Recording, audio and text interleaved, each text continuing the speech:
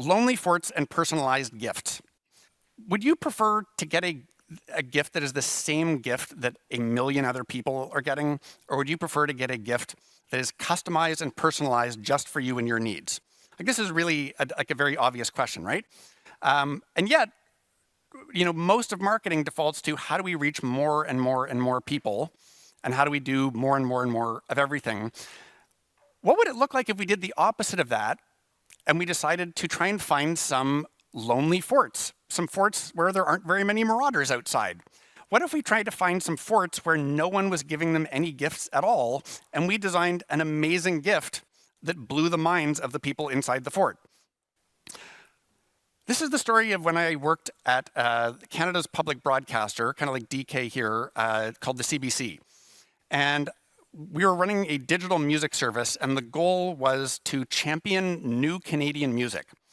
And we made the worst radio station. Honestly, it's the dumbest radio station in the history of the world. And I'm going to tell you all the really stupid things that we decided to do with this radio station.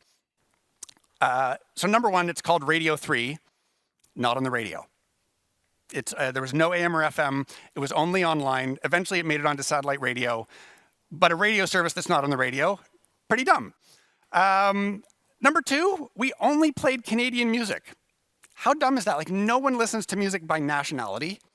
That's not a thing.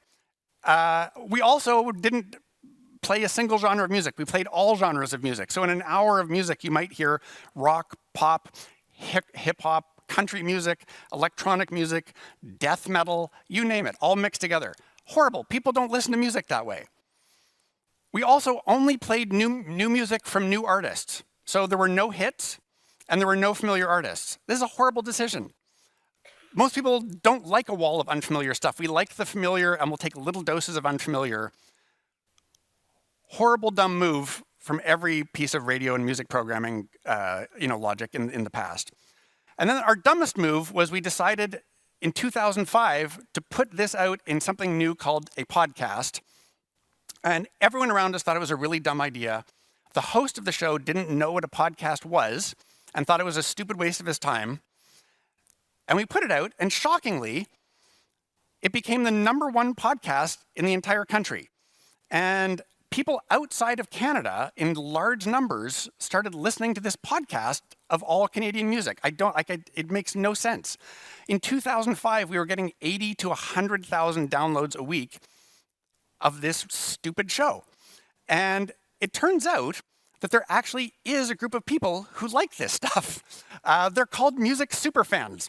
And they're the people who actually want to hear all sorts of new music. They want to discover new artists and new songs before anybody else.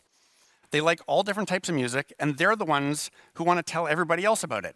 And so that group of people at that time did not have very many other services that were giving them any gifts. And we unintentionally designed a great gift for these people. And if you thought about that tiny group of people, in the old world of thinking about radio stations, there's not enough of them in any given market to merit doing a radio station. But online, there's pockets of people who are music superfans all over the world. And if you make a really good gift for people who are not used to getting good gifts, and you aggregate those people all over the world, it turns into a very big and very loyal audience. So CBC Radio 3's job was to champion new Canadian music. The gift was a music service that catered specifically to music superfans and not to everybody. This job was accomplished by the very nice gift.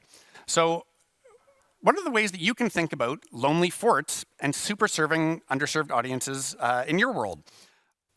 Maybe ask yourself, are you trying to get into the same attention forts as everybody else? And which group of people would love you if you designed an amazing gift just for them? When you design an amazing gift for an underserved community, they will love you. They will be the most loyal, passionate group on earth.